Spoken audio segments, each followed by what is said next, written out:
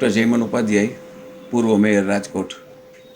ખાસ કરીને આજે વિજયભાઈ આપણી સાથે નથી તો તમે કેવું દુઃખ વ્યક્ત કરો? જ્યારે ટીવીમાં સમાચાર ચાલુ હતા ત્યારે જોતા હોય તો પહેલાં તો લંડનની ફ્લાઇટની વાત સાંભળી, પણ તરત જ પછી મગજમાં સ્ટ્રાઇક થઈ કે ભાઈ ઓહો, વિજયભાઈ પણ લંડન જતા હતા. કારણ કે મારે કાલે સવારે 11:27 વિજયભાઈ સાથે વાત થઈ હતી. રવિવારે અમારો કેમ્પ છે પૂજ્ય તપાણી ટ્રસ્ટમાં, એના અનુસંધાને. તો તરત જ મને પણ ધાસકો પડ્યો અને એમ ઈચ્છા હતી કે ભાઈ કોઈ વિજયભાઈને એ બધા બચી ગયા હોય તો સારું, અથવા ફ્લાઇટ મિસ થઈ ગઈ હોય તો સારું, અથવા આ ફ્લાઇટમાં ન હોય તો સારું. પણ જ્યારે સમાચાર મળ્યા ત્યારે ખૂબ આઘાત લાગ્યો અને એમ થયું કે ભાઈ એક ખૂબ પ્રતિષ્ઠિત વ્યક્તિ, ખૂબ સારી વ્યક્તિ, ખૂબ સેવાભાવી વ્યક્તિ, રાજકીય રીતે પણ એમણે ખૂબ કામ કર્યું છે, સામાજિક રીતે પણ બહુ કામ કર્યું છે. તો સમાજને પણ મોટી ખોટ પડી છે, રાજકીય રીતે પણ એક બહુ મોટી ખોટ પડી છે. એટલે ખૂબ ઊંડા દુઃખની લાગણી અમને થાય એ સ્વાભાવિક છે. બીજું, વિજયભાઈ સાથે પારિવારિક નાતો હતો. હું તમને રાજકીય વાત કરું એના કરતાં પણ સામાજિક વાત કરું કે વિજયભાઈનું પૂજ્ય તપાણી મેમોરિયલ ટ્રસ્ટ છે, એમાં આખો દિવસ ગરીબ માણસોનો જ વિચાર કરતા હોય. અમે ઘણીવાર કહીએ કે વિજયભાઈ આ પૈસામાં આ ટેસ્ટ આપણને નથી પોસાતો, તો તરત જ એમ કે વધુમાં વધુ લોકોને લાભ મળે એવું કંઈક કરો, પૈસા નથી વધારવા, ચાર્જ નથી વધારવો. ત્યારે હંમેશા એ જ વાત કરતા હોય.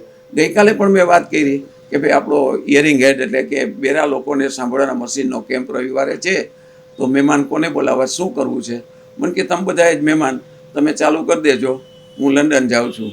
ત્યારે પણ એ જ વાત કરીને પેશન્ટની ચિંતા કરતા હતા કે કોઈ પેશન્ટ રહી ન જાય એનું ધ્યાન રાખજો, અને કદાચ તમારી પાસે 100 મશીન હોય અને પેશન્ટ રહી જાય તો બીજું એક વેઇટિંગ લિસ્ટ બનાવજો, એની આપણે પછીથી વિચાર કરશું.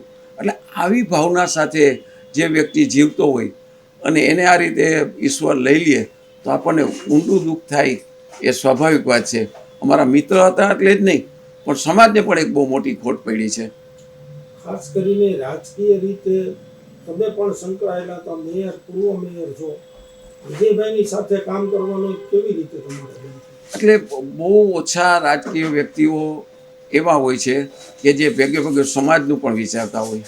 વિજયભાઈ એક એવી વ્યક્તિ હતા કે નાનામાં નાના માણસનું વિચારતા હોય. એ મુખ્યમંત્રી હતા ત્યારે પણ નાનામાં નાના માણસોનો વિચાર કરતા હતા, મેયર હતા ત્યારે પણ નાનામાં નાના વ્યક્તિનો વિચાર કરતા હતા. અમે કાંઈ પણ પ્રોગ્રામ હોય, હું સ્ટેન્ડિંગ ચેરમેન તરીકે પણ હતો, મેયર તરીકે પણ હતો, જ્યારે વિજયભાઈને વાત કરીએ ત્યારે એક જ વાત કરે કે લોકોને સુવિધા વધુ કેમ મળે.